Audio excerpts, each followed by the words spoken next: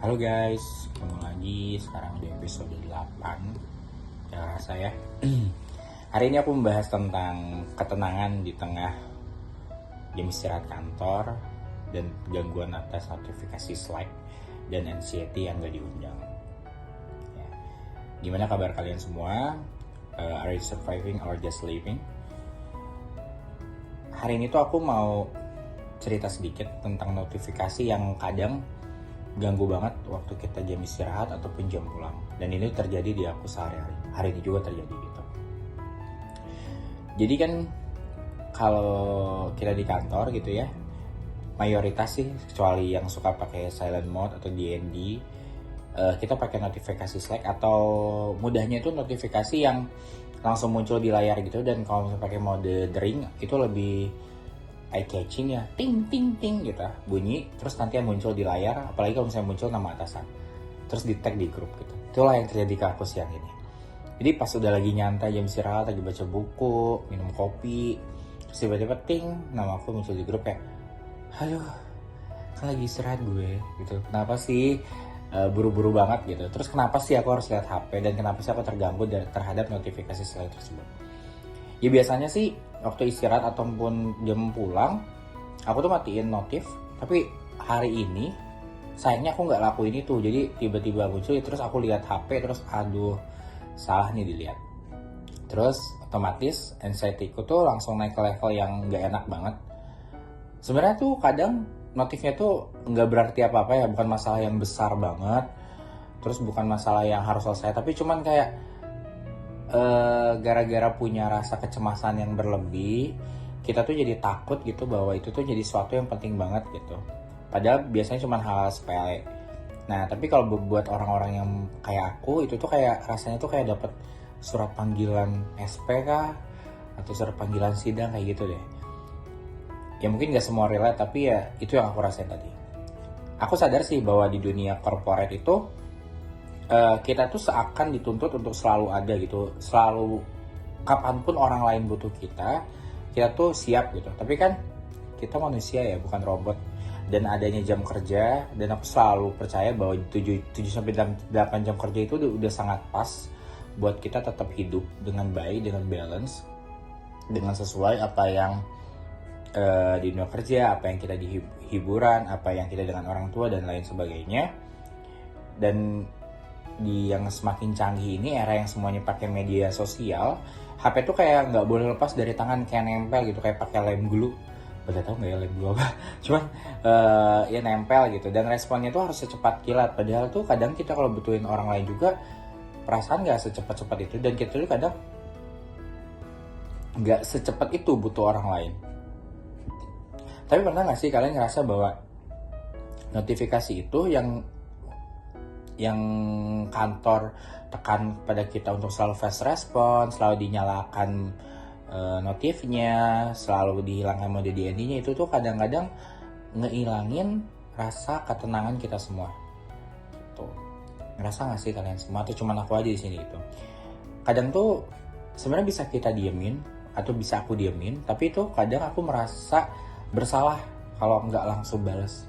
Aku takut banget dengan kecemasanku berlebih ini tuh nggak dianggap kompeten, atau takut banget ternyata ada masalah besar yang lewat gitu di detik-detik tersebut.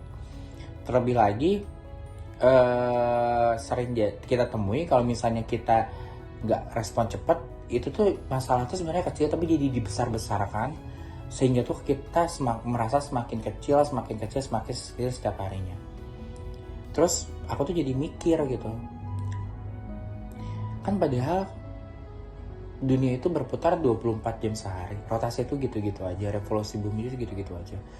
Kenapa sih dunia kerja itu seakan menjadi dunia yang sangat buru-buru, sangat cepat, sangat bergeraknya sangat terlalu dinamis, sehingga tuh respon tuh yang kayak gitu tuh menjadi suatu penting banget gitu.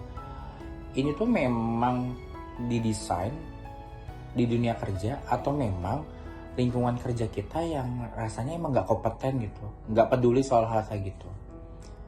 Nah, dari situ tuh tadi aku coba diemin dulu. Aku coba pas notif muncul, aku coba diem, pakai diem terus mikir, kalau aku buka ini mungkin istirahatku agak keganggu dan flow istirahatku akan keganggu juga gitu.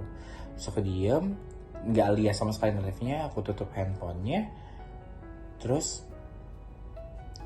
balik lagi ke apa yang aku kerjain. Nah, tapi tahu nggak, gara-gara kejadian itu dan gara-gara pilihan itu, aku jadi belajar satu hal penting, bahwa in this world won't end just because I take a 5-minute breather gitu. Jadi kayak dunia ini tuh kayak nggak akan mungkin berhenti nggak sih, nggak akan mungkin hancur, nggak akan mungkin kiamat, cuman gara-gara gue istirahat 5-10 menit, atau bahkan gue istirahat sampai 1 jam, atau bahkan gue matiin HP di saat bukan jam kerja, atau di jam bukan tanggung jawab gue gitu. Ya aku merasa kayaknya nggak akan apa-apa deh. Dan terus pas jam istirahatnya selesai, pas aku buka, ternyata memang nggak besar-besar banget. Ini bisa selesai besok kok, ini bisa selesai nanti aja. Walaupun dia butuh respon, cuman respon mungkin dijelasin aja dan udah clear di situ. Nah, aku cuma mau ngasih tips sedikit buat orang-orang yang masih gampang terdistract gara-gara hal-hal sepele, nggak sepele sih, hal-hal yang cukup mengganggu kayak gini. Yang pertama yang bisa kita lakuin adalah kerja di jam kerja. Jadi ketika memang di perusahaanmu itu kerjanya dari jam 9 sampai jam 12, atau nggak terus istirahat dari jam 12 sampai jam 1, terus nanti jam 1 masuknya jam 5. Nah di saat jam itu tuh kerja gitu, beneran kerja. Apa job desk-nya, apa yang bisa dikerjain, apa yang bisa jadi tanggung jawab kalian, ya dikerjain gitu. Jangan sampai pas jam kerja kalian main scroll TikTok, scroll IG, scroll Threads, ngegosip di WhatsApp group atau apapun itu, sehingga ada beberapa job desk yang kalian nggak bisa selesai, sehingga pas saat jam istirahat atasan kalian minta mana job desknya kok belum selesai gitu. Tapi akan berbanding terbalik ketika kalian udah selesai semua. Jadi ketika atasan kalian minta di jam istirahat, jam pulang, kalian bisa bilang bahwa Bapak, di hari ini dengan job desk ini, dengan tugas ini, saya sudah melaksanakan sesuai jam kerja saya, hasilnya ini maksimal. Jikapun ada yang direvisi, saya akan coba perbaiki di besok hari. Jadi itu menurutku lebih clear. Kedua, ketika notif itu muncul tiba-tiba dan kalian ingin buka sekali, menurutku pakai teori pernapasan 478. Itu kalian coba baca juga. Tapi intinya tuh kalian narik nafas 4 detik, tahan 7 detik, terus buang selama 8 detik. 478. Itu yang sering aku pakai. Nah, itulah yang sering aku pakai. Dan tadi pas udah lakuin semua itu, aku kembali baca buku. Aku kembali kerjain, dengerin lagu, baca buku, nulis di jam-jam istirahat. Nah, terus buku yang aku baca tadi tuh judulnya Jika Kucing Lenyap dari Dunia. Itu tulisan orang Jepang, Genka siapa gitu namanya, tapi nanti aku bahas di suatu hari nanti. Cuman itu tuh di jam kerja itu, buku itu menjadi salah satu objek tempat aku lari dari segala kecemasan berlebih di tempat kerja. Menjadi objek yang sangat menenangkan menurutku. Tapi itu kan nggak mungkin berlaku buat semua ya. Mungkin buat kalian tuh ada yang kalau misalnya udah ke distract, ada yang balik ke lagu favoritnya, atau sederhana mungkin ngeliatin langit dari jendela, atau ngobrol sama teman-teman yang kalian anggap akrab. Jadi buat kalian yang hari ini ngerasa overwhelmed atau stres banget sama kerjaan, atau ngerasa capek banget karena anxiety yang datang tiba-tiba, apalagi gara-gara notification like, atau yang bisa kita sebut notifikasi tiba-tiba yang ternyata gak terlalu penting, apalagi di tag atasan, di tag di grup, dan ternyata pas dibuka gak penting-penting banget. Take your time and bijak untuk menggunakan waktu istirahat kalian. Kalian tuh gak harus selalu tersedia kok buat dunia, apalagi dunia kerja. Dan tapi yang aku bisa pastiin bahwa kalian tuh harus selalu ada buat diri kalian sendiri. Balas chatnya itu bisa nanti aja kok, nggak apa-apa juga. Tapi bertanggung jawablah di jam kerja, karena di jam-jam itulah kalian digaji dan dibayar. Karena kerjaan bakal selalu ada, tapi kesehatan dan kewarasan kalian itu jadi mahal harganya di dunia saat ini. Oke, segitu aja mungkin. Aku Aul pamit dulu, sampai ketemu di episode selanjutnya. Selamat bertahan semuanya.